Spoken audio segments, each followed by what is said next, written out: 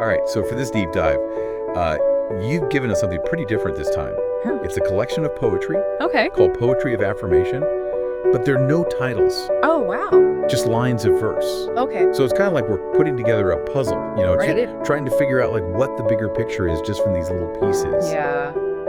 Where do we even begin with something like this?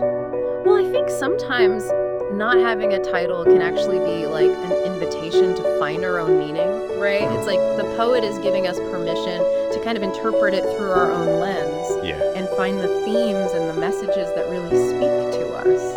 I like that. So maybe instead of looking for like the message, Yeah. we should be looking for like what messages we find in it. Exactly. And one of the first things that I noticed was this recurring image of like celestial journeys, especially in the opening lines. It's a lot of falling stars and visiting Mars, running through galaxies. Yeah, I think it's interesting that the poet chooses to start the collection with this sense of vastness, this cosmic scale. It's like setting the stage for a journey, not just through the universe, but also through like the human experience. Right, because even though these images are so big and expansive, there's also this feeling of like searching restlessness. Yeah. Like those lines, free falling through the universe, searching a place to last. Yeah. What do you make of that? Well, to me, it speaks to that universal longing for belonging. You know, a yearning for something solid and enduring in a world that often feels chaotic and temporary. Right. It's like the poet is wrestling with these big questions we all face. Where do I belong? What is my purpose? What am I even searching for? And it makes me wonder if that cosmic backdrop is kind of a way to emphasize how big that search is. Like, it's not just a personal thing. Right. It's something that connects us to something much bigger than ourselves. Exactly. It's like the poet is saying our own journeys are somehow like interwoven with the entire universe. It's a beautiful thought. Yeah. And it actually makes me think of something else that caught my attention. Okay. The way the poems shift back and forth Yeah. between those big cosmic images and very intimate reflections on inner beauty and spirituality. Yes. It's like zooming in from the galaxies to the depths of the human soul. Yeah. And I think that shift is really intentional. The poet seems to be drawing a connection between that vastness of the universe and the boundless potential within each of us. It's like those lines, in this feral world of darkness, I saw beauty, happiness in many forms of closed egos. Yeah. There's this incredible energy there, this Wow. sense of like awakening to something powerful. Absolutely. And that idea of finding beauty in unexpected places, even in darkness and chaos, that's a recurring theme throughout the collection. It's like the poet is saying to look beyond the surface, to find the hidden gems of beauty and wisdom all around us. So we're talking about like a journey through the cosmos. Right. And this simultaneous exploration of inner beauty. And then there's this other element that pops up. This idea of finding God within. Right. What do you think about that? Well, it's interesting because the poet doesn't really present this as like a traditional religious thing. It's more about recognizing the divine spark that exists in all of us. Yeah. You know, the inherent goodness and potential that we all have. Right, like in the lines, I call the God in you, I call that part of God that's resting in your soul. Exactly. It's about tapping into our own inner source of wisdom and strength. And it's not always easy, is it? No, it's not. I mean, there are some poems that hint at a real struggle, a battle with ego and the darker parts of ourselves. That's true. The poet doesn't shy away from those tough emotions and those internal conflicts. There's one line that really stuck with me. I called that part of light, that shining deep inside. Forget the past demise where dark was overall. It seems to suggest that this journey to inner peace and enlightenment is a process, a constant back and forth between light and shadow. And maybe it's in that tension, that struggle, that we discover our true strength It's an interesting thought. and resilience. Maybe it's not about erasing the darkness, but about learning to integrate it, to find that balance and wholeness within us. So we've got this interplay of celestial journeys, inner beauty, searching for God within, and this constant battle with the ego. It's a lot. It's a pretty complex tapestry. It is, but there's this thread of hope that runs through it all. The Yeah. sense that even with the struggle and uncertainty, there's always a possibility for growth. And maybe that's where this idea of high vibration comes in, something that the poet mentions a few times. Yeah, what do you make of that? Well, I think it's a way of talking about our state of being, our energy, Like when we're vibrating at a high frequency, we're more aligned with love and joy, Yeah. gratitude. Yeah, And when we're vibrating at a lower frequency, we're more susceptible to fear and anger. Makes sense. Yeah. Negativity. It's like those lines, please keep a high vibration, otherwise you will be breaking me apart. It almost feels like a plea for connection, a recognition that our energy affects those around us. It's not just about us. So how do you even begin to keep that high vibration when you're surrounded by negativity and chaos? Right. It's like a tall order. It is a challenge, no doubt, Yeah. but it seems like the poet's saying it's a choice. We can choose to focus on love, Right. gratitude, and things that uplift our spirits. And maybe that's why there's so much emphasis on self-love Yeah. and acceptance in these poems. Mhm. Like you can't really radiate that positive energy outward if you haven't cultivated it within yourself first. Exactly. Self-love is the foundation. Yeah. It's only when we learn to love and accept ourselves fully that we can truly connect with others Right. and create a more loving and harmonious world. And speaking of connection, there's this other theme that comes up, the Earth Angel. What do you think the poet's trying to say with that image? Well, I think it speaks to our ability to be like agents of change, you know, bringing more light and love into the world, Yeah. even in small ways. But there's also this sense of struggle, like this tension between wanting to be that Earth Angel Yeah. and dealing with our very human limitations. Yeah, like ego and self-doubt. Yeah. Like in those lines, I am fighting to be with you. I'm not fighting to be with your ego. And what is you to you if all you have is ego? Yeah. It's like the poet is acknowledging the challenges of living a spiritual life in Yeah. a world that's very material, Yeah. and that push and pull Yeah. between our higher aspirations and our more, I guess, base instincts. Yeah. And that tension seems particularly strong when it comes to the theme of love. I mean, there are poems that celebrate loyalty and selflessness, but then there are others that are full of pain and betrayal. Yeah, it's like the poet is exploring all the facets of love, the good and bad, Yeah. the highs and lows, Yeah.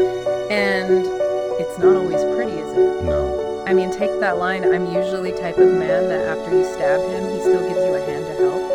Wow. That's a powerful and painful image. It is, but there's also this incredible resilience there. Yeah. This belief in the power of love to heal and transform. Like even when we're betrayed, there's still this willingness to help, to offer compassion and forgiveness. And I think that speaks to the poet's faith in humanity.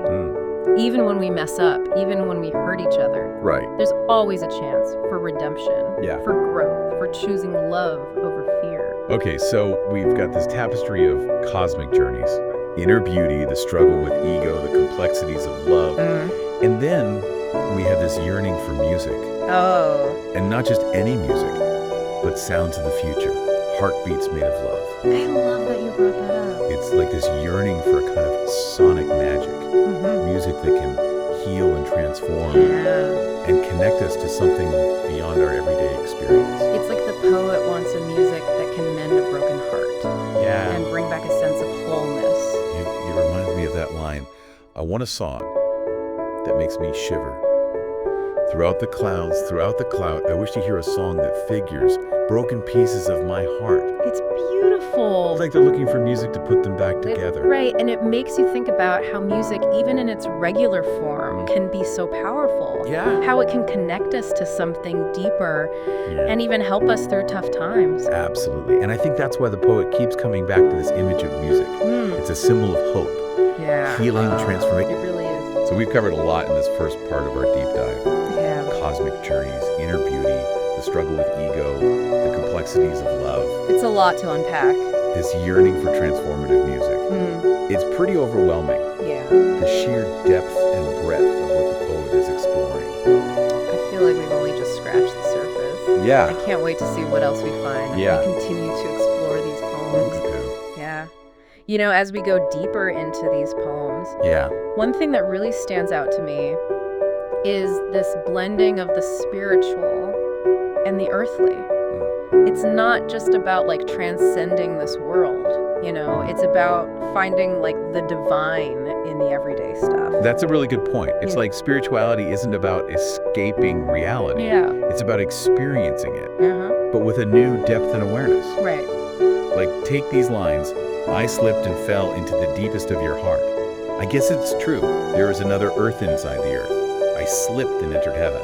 It's like finding a paradise inside ourselves and the world around us. And that image of another earth inside the earth. It's so intriguing. It is. What do you think the poet means there? Well, it makes me think about the hidden layers of reality. Like there are these depths within us.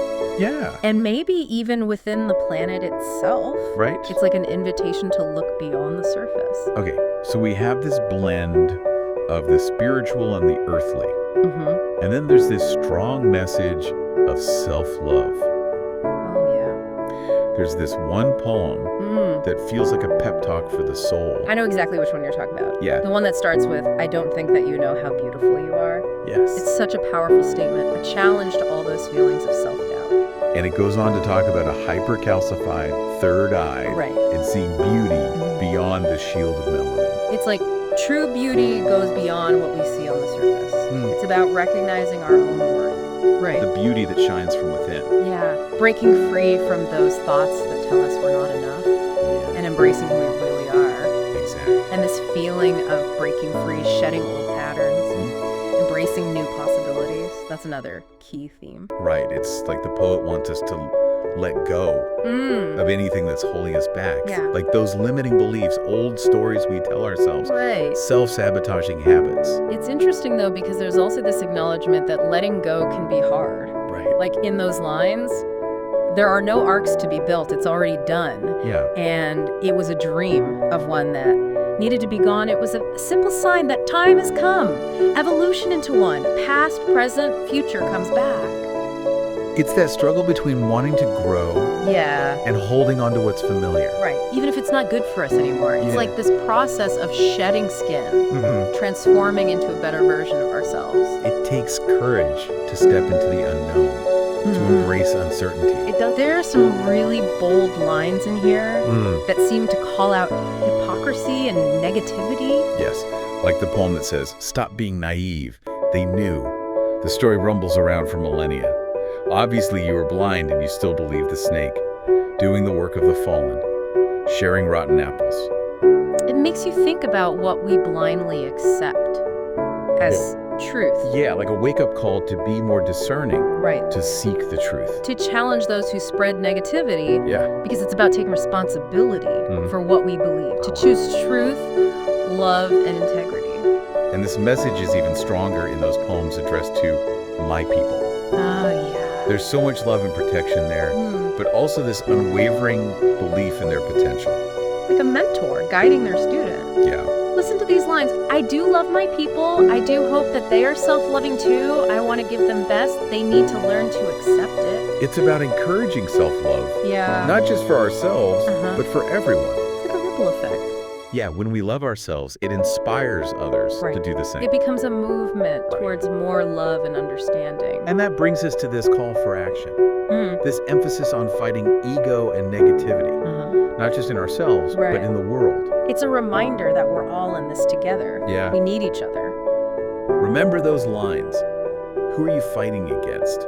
Stop living in survival mode. Who are you fighting against? Those who are trying to help you. Stop thinking so negative. It's powerful. It's a choice. Yeah. Do we give in to fear? Right. Or do we choose love? And that choice to choose love seems to be at the heart of this whole collection. I agree. It's woven through all these different themes. It's about recognizing that love is a force, something powerful that can heal and guide us. But it's not always easy. No, it's not.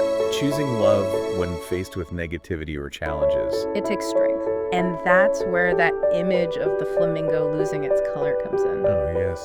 That poem is so striking. The way it compares a soul losing its shine Yeah. to a flamingo fading. It's a metaphor for how negativity can dim our light, but it also reminds us that we're resilient. Like the flamingo can regain its color. Yeah. So can we regain our shine? Exactly. That strength. We have to remember who we are, beings of light and love, and nourish ourselves with positivity. It's about taking control of our lives. Yeah. Our thoughts, our actions. Not letting negativity win. And the poet reminds us that we can do this. Right. Remember those lines? Finally, peace came back. The sun glimpses through the night. Finally, the present is called the future. Bright, finally. Faith said, be free, think, feel, see. It's a beautiful affirmation. It is. You can choose joy and peace. No matter what. It's such a hopeful message. It is. Especially with all the challenges we've been talking about. It makes me think about the poem about Judas, Yeah. Adam in the Garden of Eden. The one that starts with Hey Pops.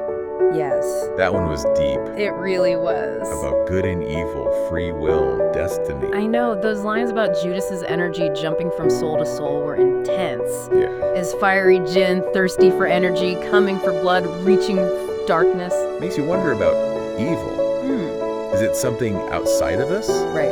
Or is it a part of us? The poet seems to be wrestling with that. Yeah. There's no easy answer. It's about the complexity of being human. Right. The darkness and the light. Yeah, and maybe that's why there's that line about darkness dancing in the shadow of purifying light. Even our shadows can teach us. It's about embracing all of who we are. Yeah. The light and the dark.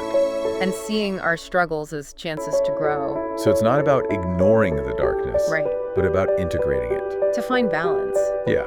And I think that leads us to one of the most vulnerable poems. Okay. The one that starts with, I am truly not sorry, but... That one really got to me. Yeah, the way the poet talks about that deep connection. Yeah. Sails the waves of your body. So powerful. It is. And then there's that warning. If I put it on, you'll be in love for lifetimes.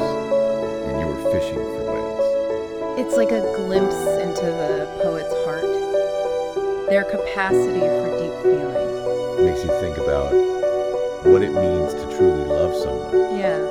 Is it about possessing them or setting them free? It's a question we all face. Yeah. Maybe that's what the poet is exploring. The complexities of love. Yeah. Like true love is about honoring the other person's journey. Even if it means letting go. And maybe that's why the collection ends with that question. How or what should an earth angel supposed to look like? And the answer is so simple. Right. Like we can all be earth angels. Exactly. Embody love and light. We don't need anything special. Right. It's about our choices. Our actions. That's how we treat each other. How we show up in the world. You know, it's funny, as we're wrapping up here, the poet actually includes a disclaimer that this whole collection is just for amusement and shouldn't be taken as like gospel truth. That's like a little wink from the poet. Yeah. A reminder that poetry isn't always about hard facts. Right. It's about sparking our imagination, making us think, being open to different interpretations. It's like they're saying, take what speaks to you and leave the rest. Yeah. Don't be afraid to question things. Exactly. It makes me think about why they even shared these poems. Yeah. If it's not about telling us what to believe, Right. what's the point? Well, to me, it feels like an invitation Okay. to explore, to question, to feel. It's like they're sharing pieces of themselves. Right. And saying, what do you see in this? Yeah. What connections do you make? It's like planting seeds of thought and letting them grow in our minds. And everyone's garden will look different. Exactly. Maybe that's the beauty of poetry. It's not about finding the right answer. Right. It's about having a conversation with the words, with the poet, and with ourselves. That actually reminds me of something we talked about earlier. Okay. The lack of titles. Yeah. Do you think that adds to this feeling of open interpretation? I think so. By not giving us a title. Yeah. They're giving us the freedom to find our own way in. Right. To choose our own perspective. It's like they're saying you're part of this too. Yeah. Your thoughts and feelings are just as important. So, given all of this, what do you think is the main takeaway here? Well, if I had to sum it up, I'd say it's about embracing our own power, our capacity for love, and our potential to make the world a better place. I think you're right. Even when things are tough, there's always hope. There's always a chance for change. Yeah. And we have the power to choose love. Beautifully said. Yeah. So maybe that's the real gift of this collection. A reminder that we're not alone. Yeah. We have the power to choose love. And we each have something special to offer the world. It's a beautiful thought to end on. It is. Yeah. Thanks for joining me on this deep dive. It was my pleasure. It was my